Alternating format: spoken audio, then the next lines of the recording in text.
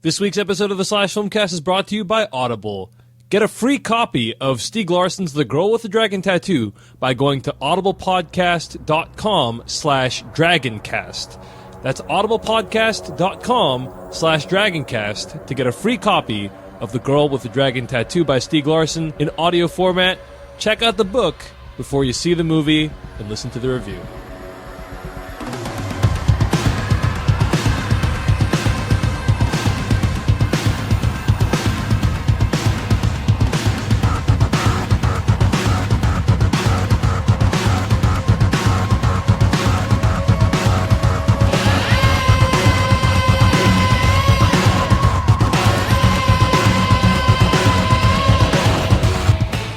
Everyone, and welcome to a bonus episode of the Slash Filmcast. My name is David Chet, and with me are Devindra Hardware and Adam Quigley. Joining us today is also a writer for SlashFilm.com, Angie Han. Welcome back to the Slash Filmcast. Thanks for having me. All right, guys. So today, all we're doing is reviewing The Girl with the Dragon Tattoo by director David Fincher. So let's get right into it.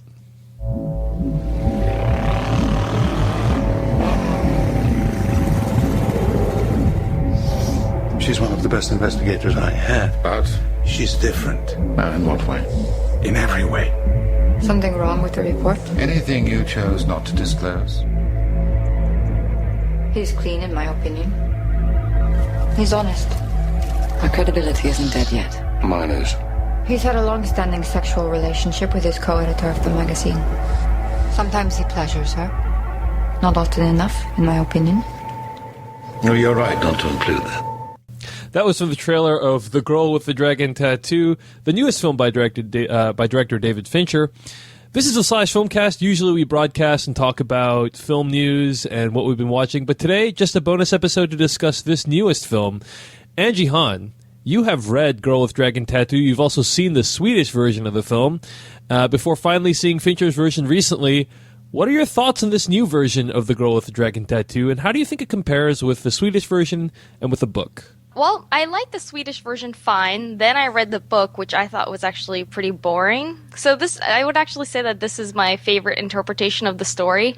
At the same time, I still don't really love the story. So if I don't see another remake again, then that would be just fine with me. So overall, it sounds like you're lukewarm on this film. Is that correct, or do you think it's a solid thriller?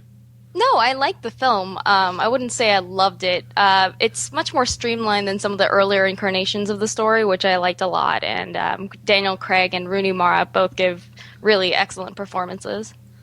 Very cool. Devindra Hardware, your brief thoughts on Girl with Dragon Tattoo? Yeah, I really liked it, but like Angie, I didn't quite love it. Yeah, I thought this was a great thriller, but I guess it's far from being an excellent one. And the problems with it really stem from the source material. I like the books just fine, but they're definitely like, supermarket thrillers. They're not, they're overly complex. They're not that too deep or interesting. I think what Fincher did with the film is he really gave a lot more insight into Lisbeth Salander, and Rooney Mara's performance as well, I think, tells us a lot more about that character. So, yeah, I definitely prefer this film to the Swedish ones, which I just thought were boring. Well, let me ask you, you're saying how it's like supermarket thriller translated to the big screen. So what are some other kind of shortcomings you see in that genre of film/book? I mean, in the genre, right? So I don't know if those typically make it to be as like big popular films like this. I guess we had The Da Vinci Code too, which is sort of in that vein. This story it's a really complicated CSI type murder mystery when you really boil it down to it. What made the books interesting was, they were set in Sweden. They were a little different. Elizabeth Salander is just such a great character that I think a lot of people latched onto her, but the actual mechanics of the plot and everything weren't that great. Well, to add to what Devindra was saying, I think the thing about The Girl with the Dragon Tattoo, both the source material and this movie, is that it's a really good thriller, but it's not more than a really good thriller. Sure. I kind of feel like, I think the reason that I wasn't especially eager to revisit the story is that, yes, Lisbeth is pretty interesting, but aside from that, this is the source material, even with the source material, like, the appeal of it is like, oh my god, this is such a twisty story. I want to find out what happens at the end. But there's nothing else that would really that in my mind really made me feel like, oh, I really connect with the story. I really want to go back to it. Yeah, that's an interesting thought. I think I felt similarly. I'll get into that in a bit, but Adam Quigley, I want to hear your thoughts on The Girl with the Dragon Tattoo. I kind of feel like I need to echo your guys' sentiments. What was most interesting to me watching this was just the fact that I was trying to see like what brought David Fincher to it. Right. And I've never read the book, but having seen the Swedish adaptation, I was wondering how much of that movie's sort of flaws or issues were due to the source material or the direction, and just trying I would to say so. The Swedish film and this film, like the Swedish one in particular, goes really, really close to the book's plot, and to its detriment, I think. So part of what made me dislike the Swedish films eventually was because they ended up adapting a lot of things that don't quite work on film, or they feel like they take too long to get anywhere. Well, honestly, like I don't feel like it's even necessary to read the book with while watching the films, because you can still basically figure out everything that doesn't work about them as stories. It's basically right up there on the screen. And it's just, I think it's an issue of like pacing. I feel like prose just gives you the freedom to really not worry about how things are woven together within the narrative. And here you have this story that both times adapted for the screen. It's like when Lisbeth Salander for that first half hour is on screen, it's really interesting. But you're watching this guy solve this mystery and they've given you no reason to give a shit about it. And then suddenly they sort of have those two things actually come together, and then suddenly you start caring about the mystery again. But then even when it eventually resolves, there's this whole like sort of like final ending to the story that it's like, oh, I forgot that I'm supposed to care about this aspect of the character. It's just a whole bunch of a weird jumble of plot lines, and the only sort of consistent through line is that you really are interested in Lisbeth Salander. She's the character that sort of barrels through the film and makes you interested. And that was true when I watched the Swedish version, and it's true when I'm watching David Fincher's film. And as much as he was able to, yes, streamline the story and make a very handsomely crafted film, the problems and issues I had with the story the first time around did not go away the second time around. And just, it really is kind of a pulpy story. Like, it's dealing with these feminist themes, and I'm pretty sure that's what brought David Fincher to the project, because I can't imagine anything else beyond the story being that interesting. It's really just these basic elements of, oh, you have sort of that rape revenge thing, you have the murder mystery and how women factor into that. But I don't know, it doesn't really, I don't think, explore those themes with any sort of, I don't know, depth. It's just kind of, oh, here are sort of conventional aspects of how women factor into films and stories, and we're going to try to subvert them in some almost obvious ways without getting too in depth about the ending.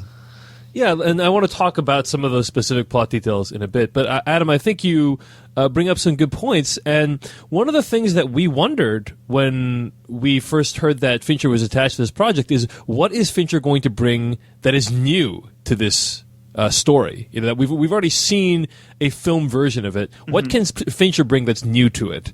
And ultimately, I think the answer to that question is not that much. I mean, again, the movie style. He brought style. Exactly. The movie he brought style. I mean, it's better done. The acting is better, but it's ultimately, like how even Devindra was saying, it's a good thriller, and there's not much you can do to elevate it beyond that. And as Adam pointed out, it has pretensions of like, oh, we have these big feminist themes that we want to explore, but they just kind of like toss them out there, and then they're like, I don't know, you figure it out. Yeah, and I mean, the thing is, every single shot in this movie feels meticulously composed. And that is what is so awesome about a Fincher movie, is you can admire it as a work of art. If you watch the initial teaser trailer that's just like a bunch of shots set to an immigrant song cover, it is like, it's so pretty, I mean, it's obviously an ugly world with horrible things taking place, but the fact, like, every shot, it just feels like so much work went into getting this right, so much time went into each framing. It's really a kind of a wonder to behold, and worth watching for that reason alone, I think. Ditto Rooney Mara's performance, which I think is really brave here. She puts herself out there in more ways than one.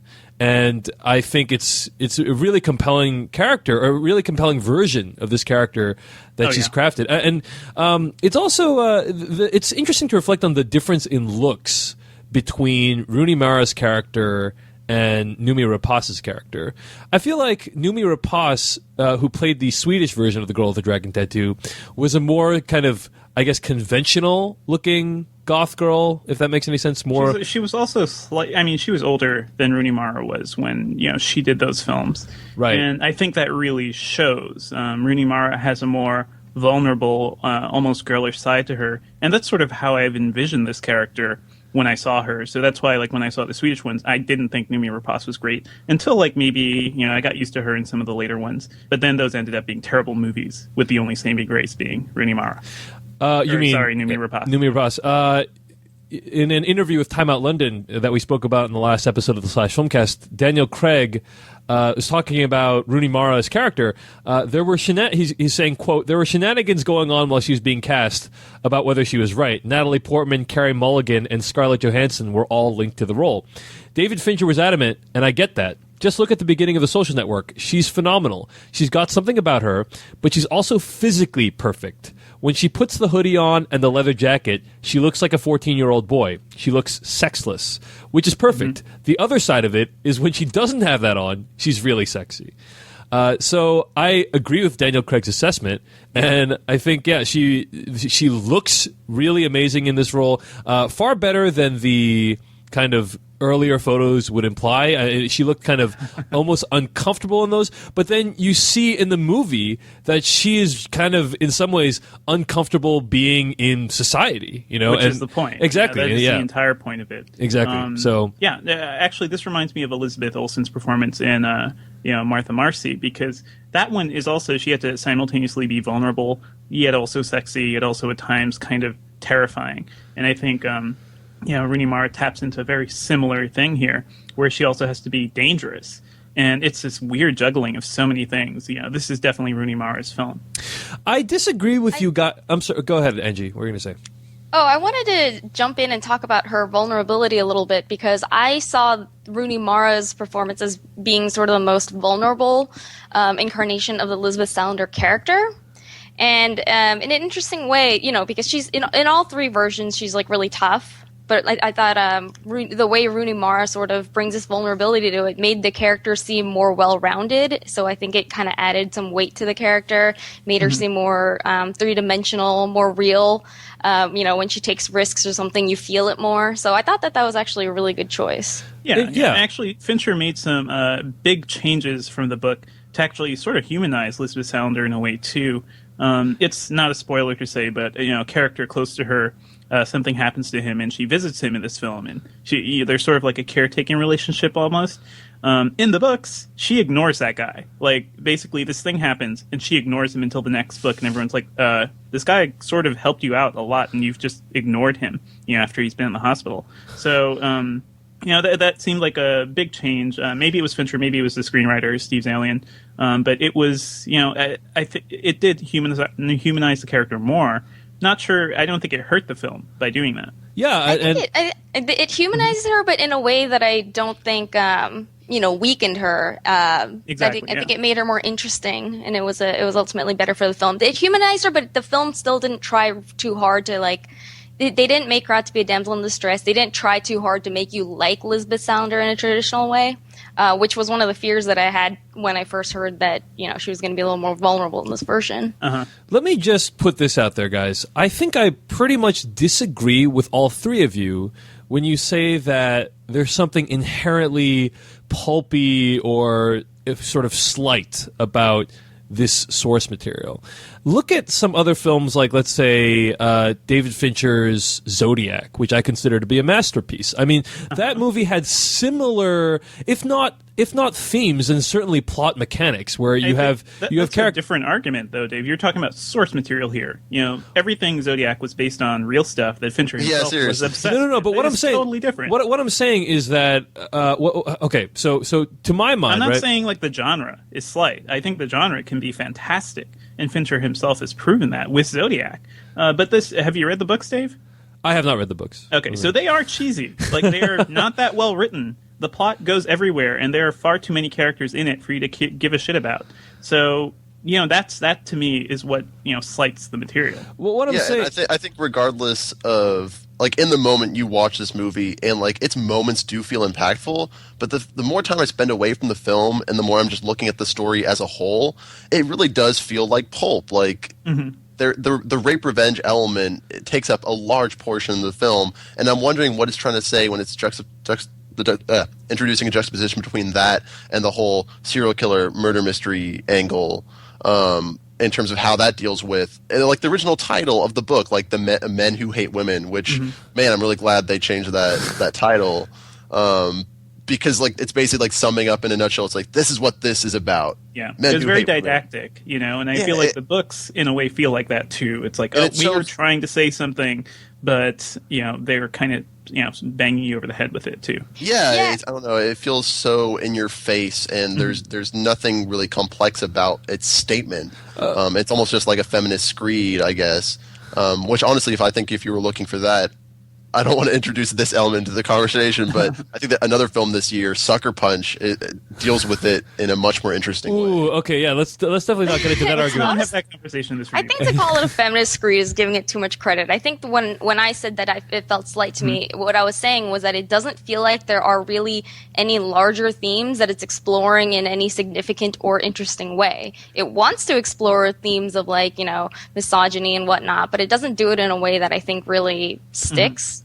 And that's why the story felt slight to me. Like, I don't necessarily think that, because there's a rape revenge plotline, it necessarily is just like pulpy trash or anything like that. It's just, but I wanted more from it. Let me amend my previous statement, which is to say, you have here the guy who directed Zodiac. You have the guy who's the screenwriter behind Moneyball, A Civil Action, Schindler's List, Searching for Bobby Fischer. Yes, I haven't read the books, so I'm sure you're correct when you say that the source material is pulpy. But we've seen in the past that a good director and screenwriter can elevate crappy source material to something that goes beyond that. I know, but I'm just look at Social Network, Fincher's last movie. I mean, there's nothing that is inherently cinematic about that story, but they were able to make it into something that was pretty spectacular. I don't know where you're going with this, Dave. I told you guys on the show that this is a crazy ass, remember before when we were talking about when the Social Network was being made, I was like, who gives a shit about a Facebook movie? The entire story was so dramatic and Shakespearean. Like that was the whole point of it. Yeah, I mean, I basically just disagree with you right now. That's all I'm saying. Dave, I'm not saying that they can't elevate the source material. I'm saying that they tried, but I don't think they did that great of a job. Yeah, well, ultimately beyond, again, I really, guys, I know we're familiar with this material, but I feel like some people might not be, so I'm really trying hard to stay away from spoilers here.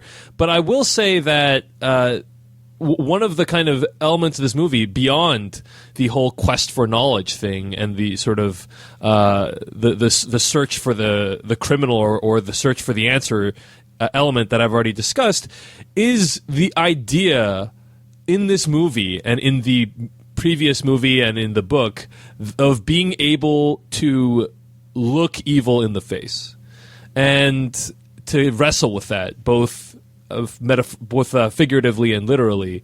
And I really find that like kind of an appealing part of this movie, or an interesting part of this movie that I think was. It did not quite satisfy what I was looking for when I kind of look for a movie that does that, and I can't get into that unless I go into spoilers. But so those are a couple of sort of broad themes that I think the movie has in it, but that doesn't quite make the most out of.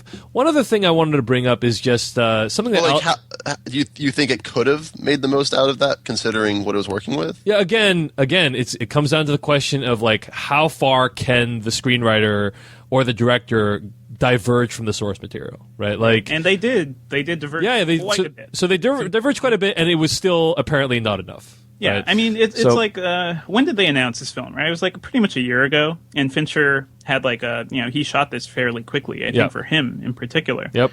So it seems like this project, it's as good as they could have made it in a year or so since it was announced. Maybe if Steve Zalian had like 2 years to sit and really hammer out a perfect script, he could have fixed the original's problems, maybe, but Yeah, I'm not sure if that would it even be the same thing if he did that. Yeah, I mean, but again, the movie I keep coming back to is L.A. Confidential, which is dramatically different than its book, but ended up being an awesome movie, and the book is awesome too. That was too. also an awesome book. Yeah. So good. You're bringing up very conflicting examples. All right. What we're telling you is that the books, I think, have fundamental problems. Like they're good. Yeah. They're fun, All right. But the later ones are pretty terrible. And the first book is definitely the best. So we're going to have a Breaking Dawn situation here with some of the later books if they end up filming those, because they get to be really, really ridiculous. And again, those are problems you can't shy away from if you're adapting this material. I wanted to bring up something that Alison Wilmore wrote about The Girl with the Dragon Tattoo, this newest version, and she, the movie deals a lot with the process of research. And it actually makes research into a fairly visually interesting / exciting process. Exciting typing, yeah. But not only that, just like he did with all the programming in the Social Network. Exactly. Not only that, but according to Alison Wilmore, it's I'm just going to read from this blog post at AlisonWilmore.com. The most interesting thing about Fincher's film is the way it treats research. A topic he delved into with great interest in Zodiac, and which is conducted in The Girl with the Dragon Tattoo fluidly over digital and analog platforms. The film captivated by the process, never treating it like filler between action sequences. When Salander uses her laptop, she does it in the most realistic way I can recall ever having seen on screen, clicking rapidly through windows with keyboard shortcuts, using an exact phrase search in Google, skimming through a Wikipedia entry. These characters search databases, and sometimes the results send them into the stacks to dig through files and photos, not yet scanned, or on trips to talk to people who are there, the most analog sources of all.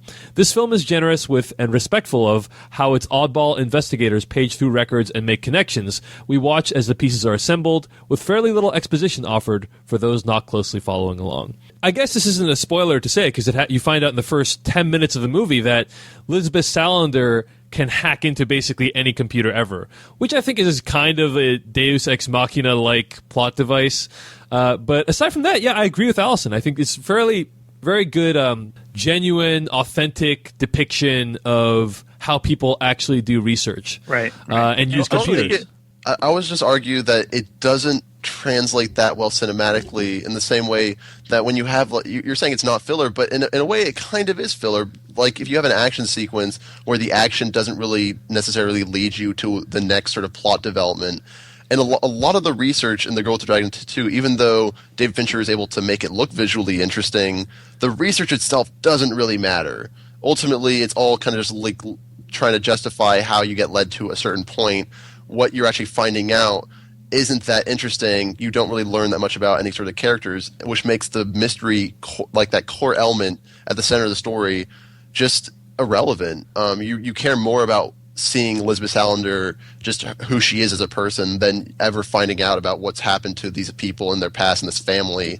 And they definitely make it seem all nice and interesting as like, the most horrible, evil, despicable people you'll ever know. But I don't really feel like what you see of those people ever really justifies that description of them, other than just sort of a vague general, these are evil people. Yeah, Adam, I can see where you're coming from. I mean, if you don't find it inherently interesting for people to look at old photos, then I can see why this movie might not engage you. Yeah. Although, the techniques they used and the fact that they were able to mimic, you could potentially see this girl reacting if you play the photos, in this succession. Right. That's kind of cool. Almost looks like a movie. That was cool. Yeah. The reflection of the guy that they found that thing, that's sort of like one of those movie things I think was done pretty accurately, the zoom enhanced stuff that you normally see. Yeah, I was get a clear picture. I was watching the Totally Rad show, and they were saying how there's a scene in this movie where they're like, "Oh, you can't enhance it because it's an old photo, and photos don't work that way." And it's kind of very true to life. How kind of cinematic or how that factors into the storytelling is going to depend on your enjoyment of the story. But guys, I think we have some more things to discuss about the plot details of this film. So maybe we should get to spoilers soon. One quick question. Yeah, go ahead. I want to say a couple things, not spoilery. Daniel Craig, I really enjoyed him in this film, even though his character is kind of boring. Mikhail Blomkvist was always this sort of fill-in for the author. for Stieg Larsson. And in the books, like, he is super awesome and he can do anything and he sleeps with so many women. They definitely streamlined that for this film. You know, he's not just like a ladies' man inexplicably or something. He has a bit of a personality, which I liked. And especially compared to, I don't think, was it Mikael Nyqvist? In the Swedish films, I don't think he added anything to that character other than looking vaguely like Daniel Craig. So. Interesting. Yeah. This is obviously the second time that David Fincher has worked with Trent Reznor and Atticus Ross on a score for a movie. I think the score for this film was okay. You know, I mean, it wasn't as it didn't add as much as I think the Social Network score added to that film. And there was actually one scene in particular that I thought the score actually took away from the movie, which was the early scene that is in the trailer when Rooney Mara is in that boardroom with Goran Vishndik and they're talking about this report that they've generated on Blomkvist. The music's almost a little distracting. Yeah, it was like very distracting. I was like, this feels like this should not have music in the background. Yeah, because that's like her big introductory moment. She comes in the motorcycle and it's like, who is this crazy girl? Yeah, exactly. I don't know. So that aside from that one scene, I thought the music was solid, but nothing. I mean, except for the cover of Immigrant Song, nothing that I thought was particularly impressive. It's not a score that I would listen to, on its own. Like the Social Network, I actually do listen to that occasionally, but it added an interesting texture to the rest of this film, like where the score, was talking with some people, it at times almost seemed like a significant part of the film, like it was reacting to what was happening on screen in a way that was like almost organic, like the music is just there, like a part of this world. So I found that part interesting, but it doesn't make for something that you'll listen to at home later. Let me ask you guys. Honestly, I think you guys are being super harsh on what was probably one of my favorite things about the movie. I agree with that one scene, David, but I think other than that, it was one of those qualities that I felt kind of mirrored Lisbeth Salander as a character. It was this like weird alien element throughout the film that I really appreciated. I definitely agree it's not as strong as Social Network score, which actually I even listened to it again yesterday, and it's so weird how that music is almost even more intense than the score in this film, despite the fact that the subject matter that the Social Network is dealing with is like geeks talking about like programming stuff and like issues involving lawyers. Like it's just fun, and then you suddenly have a movie that's actually about people getting murdered. Maybe that contrast is actually what made it so interesting with the Social Network. That's actually why people were drawn to the music in such a way that I guess you guys weren't affected in the same way here. No, I'm saying I like the score. I just don't think it's effective outside of the film. I think inside the film it's great. Yeah, it is a great part of the film. What did you guys think of the opening title sequence, which I thought was really kind of in some ways bizarre and out of place? After the opening they chose, I felt like it was a great opening title sequence, like separate from the film. Yeah, exactly. Because it seemed like a James Bond opening title sequence. Yeah. And Fincher, I'm reading from IndieWire.com here. Fincher spoke about the opening title sequence. He says, I think title sequences are opportunities to set the stage or to get people thinking in different terms than whatever it is that they understand the movie to be. Oftentimes, movies are marketed poorly with an idea of what is the consensus that everyone has that will get people to the 7 o'clock show. So oftentimes, title sequencing can help reorient the thinking. And I like the idea of this sort of primordial sort of tar or ooze, and I like the idea that it was her nightmare. Yeah, it was an interesting concept. My problem was that I don't think it was like led up to properly. Like, there's a really short scene in the beginning with Christopher Plummer's character, and he's like, "Oh, no, it's another flower," and he calls the cop, and then smash into the title. And it's like you didn't have time to absorb. Wait, what? What's happening? And then on top of that, I kind of just was like, "Oh, this is interesting." Oh, and now it's still going. Yeah. Oh, and it's still going. Yeah. Like, it just kind of like Devindra said, it was like there was a short scene. I was like ready to dive into this movie. They went into this title sequence. I was like, okay.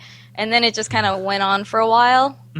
And I was like, all right, let's get back to the movie now. Yeah, the music was great. Yeah. It's a jarring transition from that opening scene, but I think the biggest issue is that they start with the opening credit sequence. They don't introduce Elizabeth Salander before that.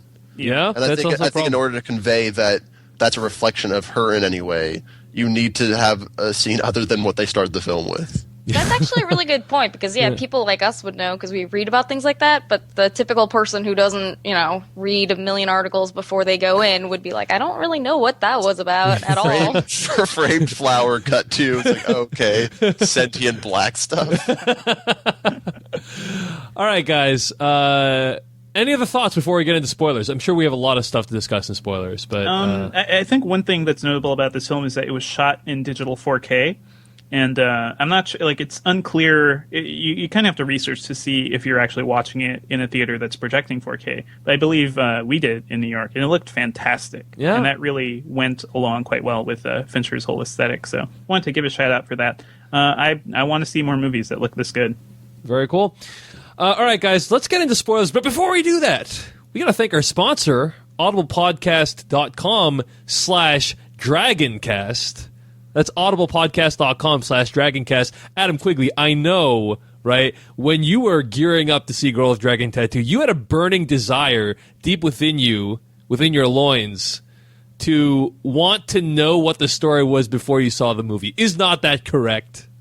That is correct. Exactly. In fact, the entire trilogy. Exactly. And you wanted to get the whole story for free before you saw the movie. Who would not want to, right? Who would not? Yeah, I mean, but like, I wanted to, but it doesn't really mean it was an actual option. Well, I'm here to tell you that it is an actual option. Audible, which is one of the Audible, which is one of the finest purveyors of audio content on the internet, with hundreds of thousands of books, magazines, and newspapers, as well as just basically any type of audio you could want, has The Girl with the Dragon Tattoo by Stieg Larsson available on audiobook, and you can get it for free. All you gotta do is go to audiblepodcast.com/dragoncast. Again, that's audiblepodcast.com/dragoncast. And you can download The Girl with the Dragon Tattoo for free. So, that seems like almost too good of a deal. I agree. And the tie-in with our review of it, I mean, it's phenomenal, really. So, big thanks to Audible. If you want to get The Girl with the Dragon Tattoo for free, just go to audiblepodcast.com/dragoncast and sign up for a 30-day free trial of the Audible Listener Gold membership. You will get to choose any book, especially Girl with Dragon Tattoo, and keep it forever. So check that out, and thanks to Audible for sponsoring us. Guys, let's move on into spoilers for The Girl with the Dragon Tattoo.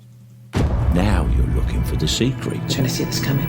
No. But you won't find it because, of course, You're not going to see this coming. you're not really looking. I have been puzzling over how it works. You don't really want to work it out. Who's in the box? I have been dying to tell you. I want to tell you my secret now. You want to be fooled. I want to get into some differences between the two film versions of The Girl with the Dragon Tattoo. But before I get into that, there is one thing that bothers me about this movie that is a spoiler, so I want to bring it up now, which is the relationship between Blomkvist and Salander.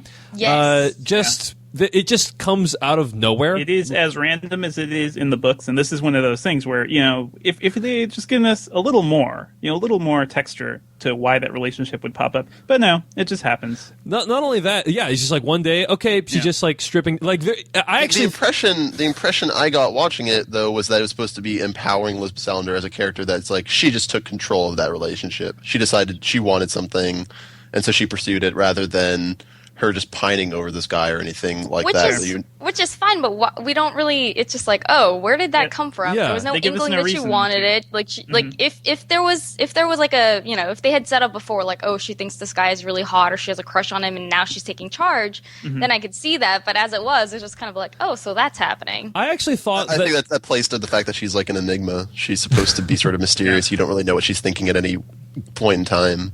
fair. And that's one of those things that works better in the book, right? Because you're letting your imagination fill in the blanks here, whereas in the film, you're being told what to think most of the time. Right. It doesn't quite work. And actually, I think that I gotta say that's one of the areas I think the Swedish film is actually slightly better. I don't know. I felt like that relationship was more plausible to me than this one.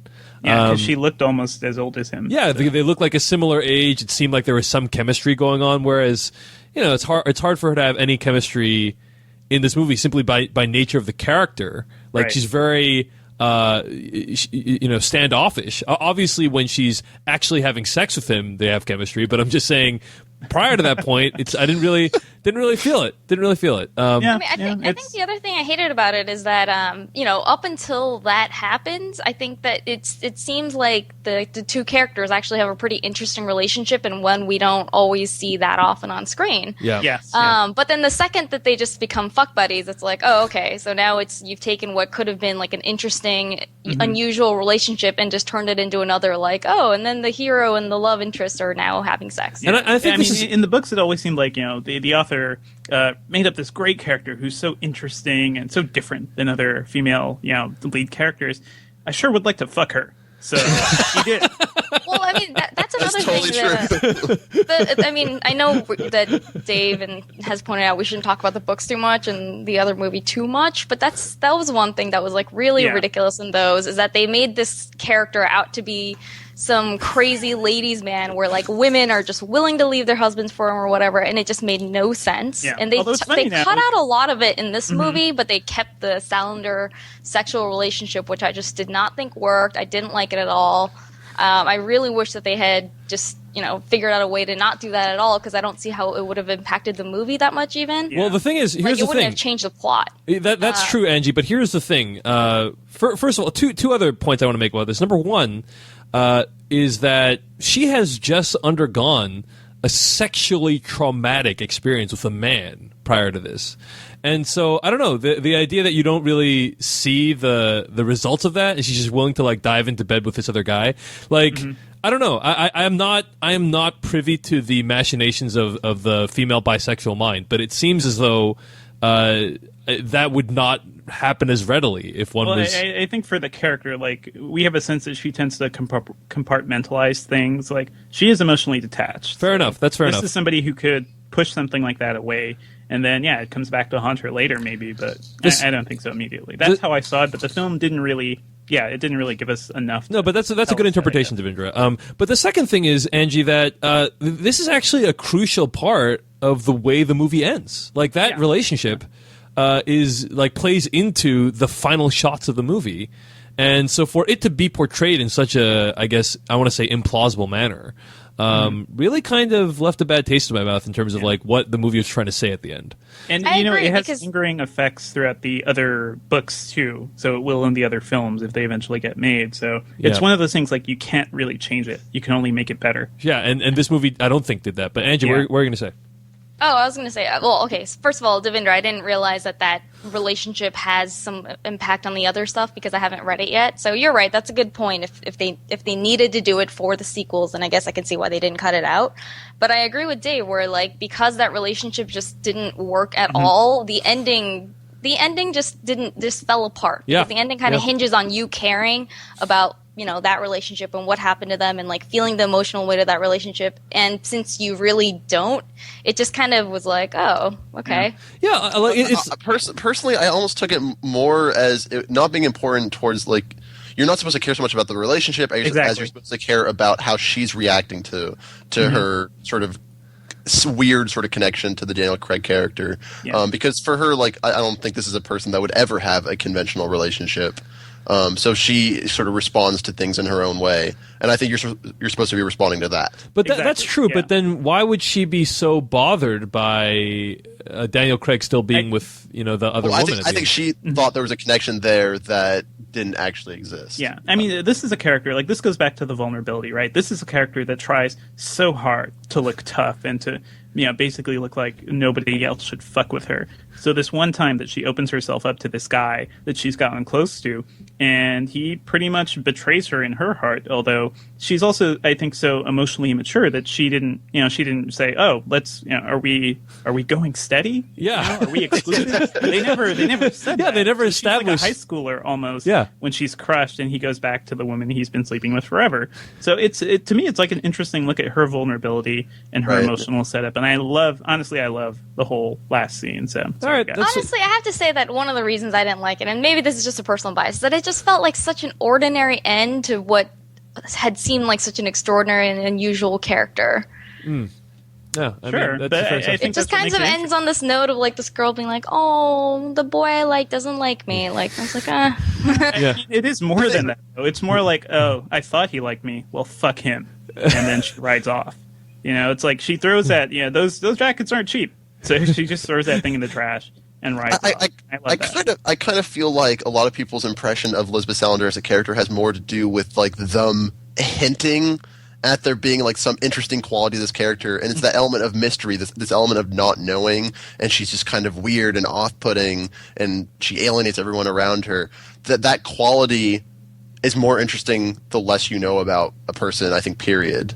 And I think that's kind of true in both the Swedish version and in this as well, where ultimately I don't really think there's like that much to this character. I think it's just like it's a cool character for a thriller. But I don't feel like if I learned more about her, I'd find her more interesting. Well, I think that's what Rooney Mara brings to it, right? Her performance is so interesting and quiet at times, but when definitely. she needs to be fierce, she needs to be insane. So I agree and disagree with Adam. Like you're right. Like it's.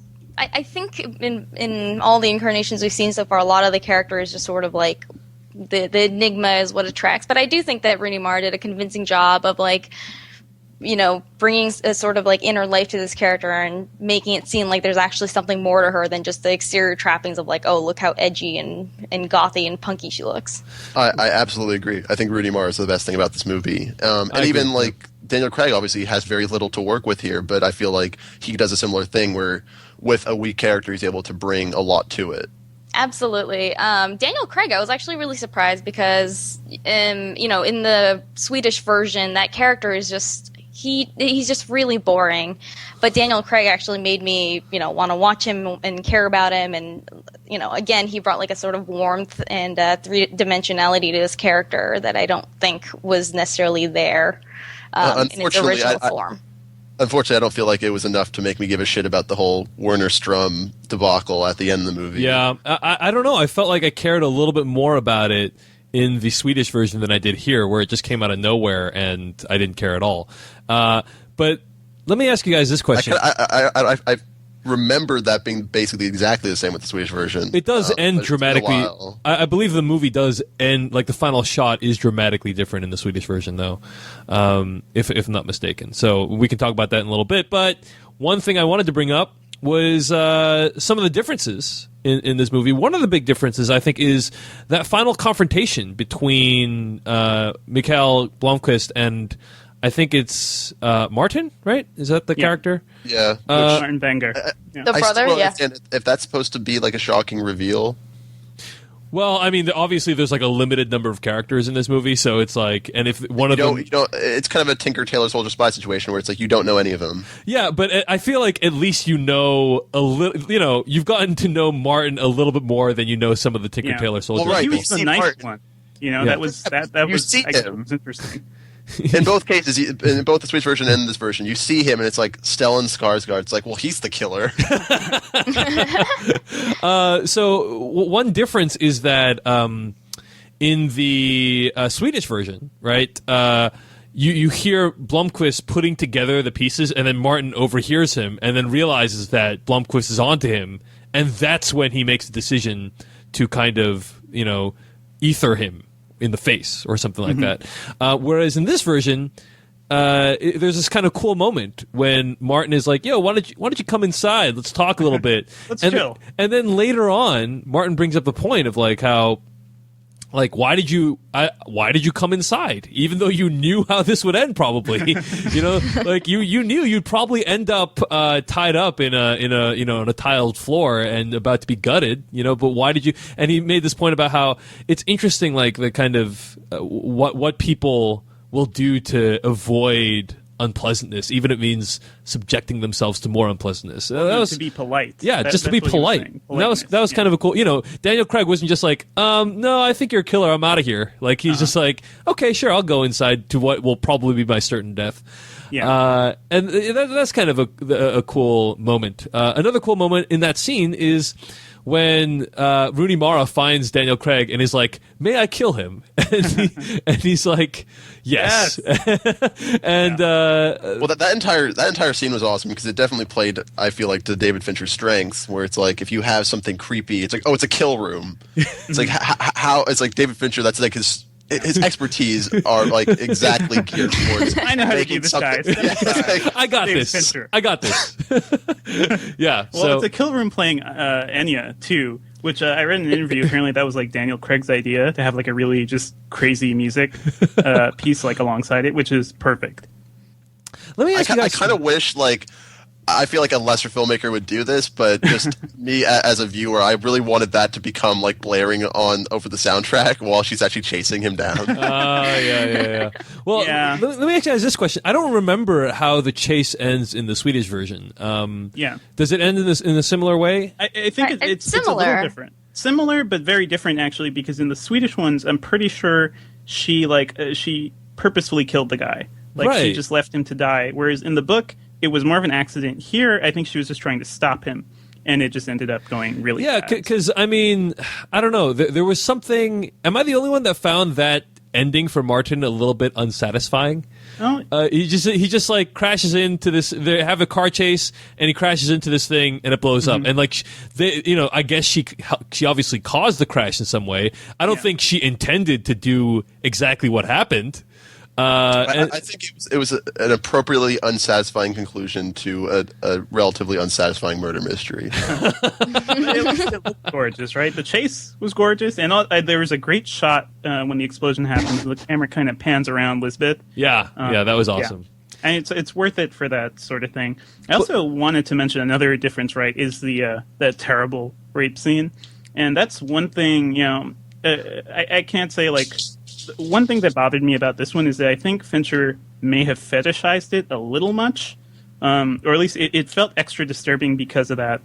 And maybe that makes it more effective. I felt like some of that was. You're saying it felt a little bit more prurient than it's definitely like forcing you to like, hey, look at her ass, and then he's doing some weird things here, and they show you more of what's happening than they did in the previous version, and It's just one of those things. I felt like maybe he went a little too far in that one, but that is the scene. I think it's certainly open to debate because some people have said how he was able to depict it without being prurient. So people have made the opposite point too. So I think it sounds like what you're pinpointing is just the fact that Rooney Mara is like really hot. So if you show any of her naked body, it's like instantly to a guy, it's like hard to make that disconnect, I guess. Yeah, but I still feel like the context. I feel like the context of the film makes it impossible to actually be too distracted by that. It's too gross, especially like everything they set up with just the lighting of the scene. Like like David, you were mentioning earlier, it is kind of like it's pretty, but in a very ugly way. And then once you introduce this rape element, it's just like, well, this is just a lot of ugliness. I guess I could feel like Fincher was enjoying it. Like I felt that way, and that felt weird to me. And this is a weird guy, so who knows? That's a fair, that's a sense from it. It's a fair interpretation. I think people have different interpretations of that scene. That scene actually reminded me a lot of the final scenes of Panic Room. Actually, the way it was lit and kind of the surroundings of the brownstone house. So it was very Fincher-esque, and in a way that I thought was effective. Devindra, here's why I'll agree with you is because I feel like what Fincher was enjoying was being able to gross out audiences for the eventual payoff when she gets back at him. Yeah. Either like no, I don't know what he was enjoying, but it felt like there was something there that it felt like it felt like he knew like what the reaction it was going to garner, and then he was kind of taking pleasure in making audiences feel that way because then it's kind of like the typical exploitation thing where you need to set the audience up to really just loathe this character, and then eventually when she has her typical and incredibly badass revenge against him, where she takes back control of her life, it's supposed to be that makes it more satisfying if you just really outright hate this guy. Let me ask you guys this question. Fincher has made a couple of quote unquote thrillers in the last few years. He made Panic Room and Zodiac, which I think out of all of his movies, setting aside Seven, I think Panic Room and Zodiac are probably the most similar to this one, I would argue, in terms of, Really? I guess, style and themes. I don't know about Panic Room. I would say Seven and Zodiac. But. Well, yeah, okay. That's fair enough. I guess I'm just going to put this out there. This is like a confession, I think. I'm confessing to you guys right now. I think I might have liked Panic Room more than this movie. What? Well, I like Panic Room more than this movie. It's not even a confession. Yeah. Am I the only one? Yeah, I never really liked Panic Room. So. Angie, do you have any thoughts on this? No, I saw Panic Room so long ago. I don't even remember it that well. But I just think like Panic, like in terms of, obviously Fincher was experimenting with his new like there is no camera style in Panic Room, and I kind of like that, and it was just an exercise in tension, and I appreciated that, and this movie. It was not as tense to me. It's very different. Like Panic Room was tight space, and you have to promote that tension because you're shooting in a house, and it's a really enclosed space. Whereas here, it's like they have the vastness of Sweden before you. What I did like was that a lot of the movie seemed almost like it was shot like a horror movie. If you see the teaser trailer, there's this. It's like basically the camera is slowly going to this house. At the end of this long road, and it almost feels like Shining-esque to me. Yes, there's some of the nighttime shots, like the night camera shots of the surveillance stuff she put up, and that sort of thing. It's just sort of creepy the way Elizabeth looks into it too. Right, I think that was definitely done on purpose. But Panic Room, that's a movie like I know I'm going to go back to time and time again. I can't imagine myself like watching this movie again. Yeah, and that's just like the exact opposite. So all right, fair enough. I feel like it is kind of a weird comparison. I mean, Panic Room knew exactly what it was. It was like a genre thriller. Sure, and that its pure purpose was to entertain, and this film definitely, I think, wants to think that it's contributing something more to sort of the conversation in terms of like these issues involving women in society. Well, it has fans to please and everything too. Like it's complicated with this movie, right? Yeah. Obviously, it has the whole source material thing to deal with as well. But still, just from a thematic standpoint, I feel like this film it's trying to say something based also on what the source material was trying to say. But I'm not really sure what that is. Any thoughts on that? And also, Devindra, I wanted to ask you if there are any other differences between the book and this film that you thought were important to bring up. But I mean, there are a lot of characters that don't exist in this film, which is good because the book introduced way too many Wenger family members that you didn't give a shit about. And also, like the actual final reveal. I'm not sure if you guys talked about this, but the final reveal of where Harriet is. I mean, she's in Australia in the books and in the Swedish film. Oh, that's right. Here, they kind of wrap it into she's in the UK, and it actually makes a lot more sense of how she got there. Any other thoughts on the themes of this movie, or any other differences between the book and this movie that you guys think are important to bring up? Yeah, like what's the point of this film? What's the point of the book? Well, I mean, the point of the book, I think, is just it's a really fun and interesting story, and it introduces this character, Elizabeth Salander, who is really memorable in many ways. Like, the plot is secondary to it. Many of the other characters are secondary. It's mainly Elizabeth's story, and to an extent, Mikael Blomkvist. And I think the film, accomplishes that, but it doesn't go beyond that, unfortunately. Well, I think Adam even pointed this out earlier, but the theme that I think they're trying to get at is the whole men who hate women thing. But the way they do it, the way they try to do it in really every version, is to just kind of throw things out there, like Elizabeth's horrible past and her, the rape, revenge, and all that stuff. And then they just kind of like toss that out there and then wait for you to connect the dots. And I don't think they give us enough to do that. So it's trying to have bigger themes that just kind of never really gets there. Well, it kind of just boils everything down to it's like, oh, there are some men that are monsters. Like there's this guy, like this pretty much. serial killer.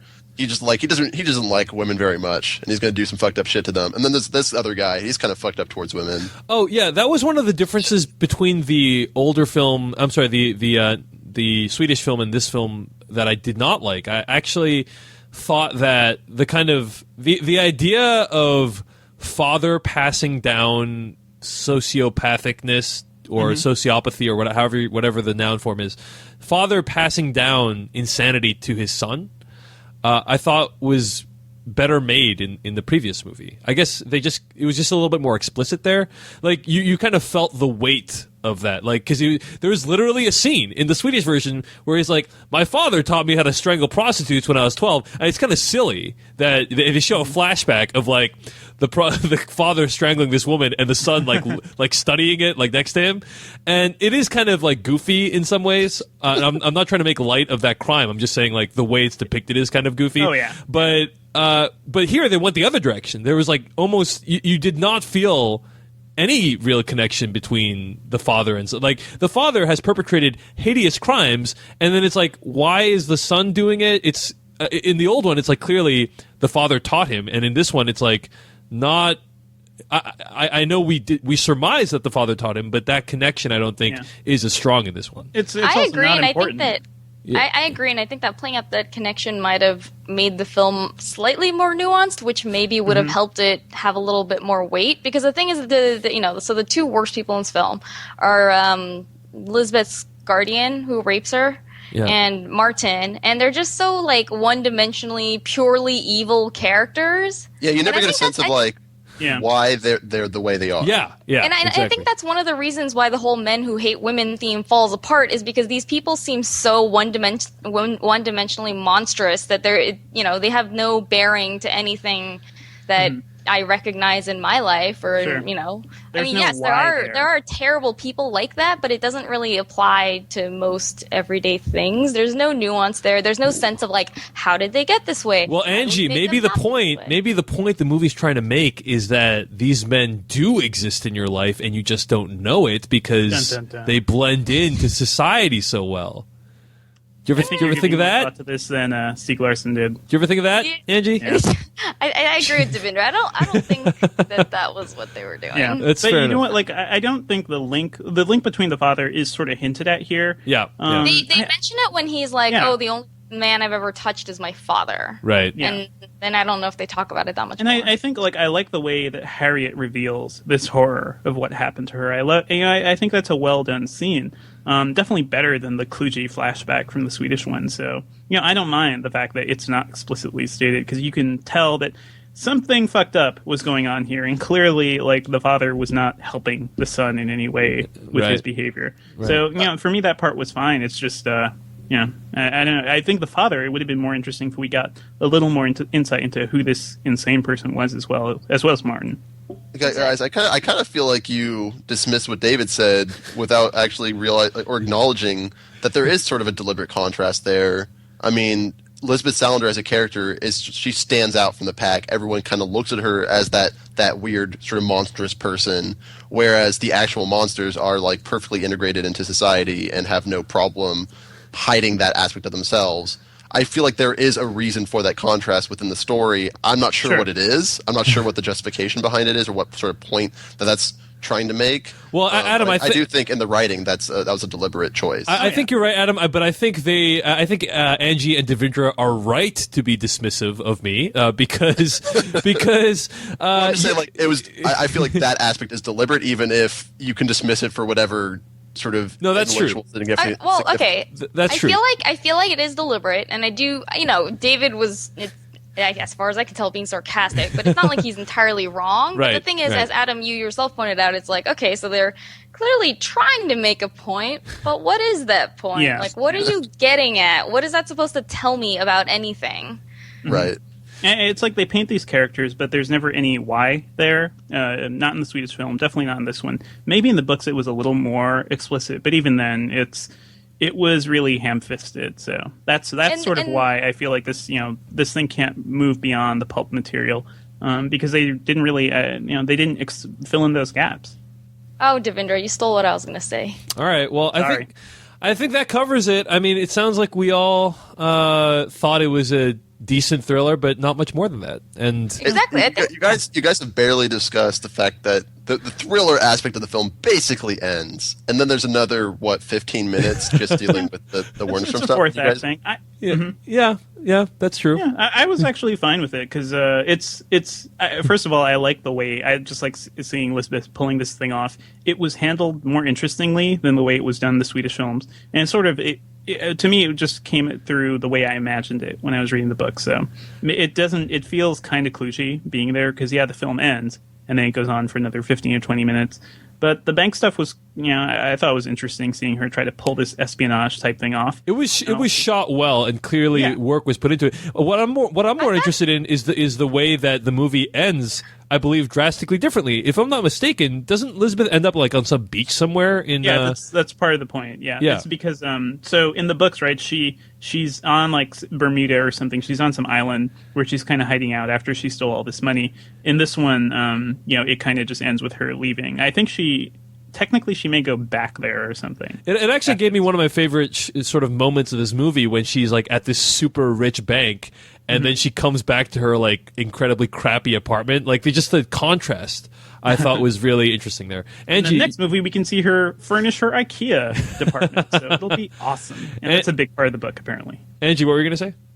Oh, I was just going to say, the last section of it, it doesn't. I mean, it was fun to watch, but unless you know that there's another movie coming, it's just like, oh, sure, all right, I guess, okay. I think it just makes it. It just kind of there. It speaks to like how sort of clumsily put together the story is, where it's like you haven't been paying attention to this aspect of these characters for the entire time that we've been dealing with this murder mystery, and then right at the end, like even in the way they discuss it in the film, it's like, well, I've been busy with this murder. It's like, well, now it's time to deal with this, and it's like, I don't give a shit about your like issues with the law. We have just been on an odyssey of the ugliness of humanity. Why do we care about this corporate stuff? Who cares? Right. And I guess it kind of goes to the whole point about that character is supposed to be a reflection of the author, and I think he was just kind of indulging his own sort of. It's like, oh, this is why I'm interesting and important. I'm going to make myself this character that has to deal with all these. I know we're not trying to talk about the book too much, but in the book, it is frankly embarrassing how much that character is a stand-in for the writer. I wanted to avert my eyes and be like, this is so embarrassing for you. Well, what's funny is that the ladies' man thing actually makes more sense now because you cast Daniel Craig as the main guy, so it's like, oh, and now's the time we step back. I know, but what kind of universe is this where like a financial journalist with like only barely a personality is suddenly just so irresistible? You don't know many journalists, do you?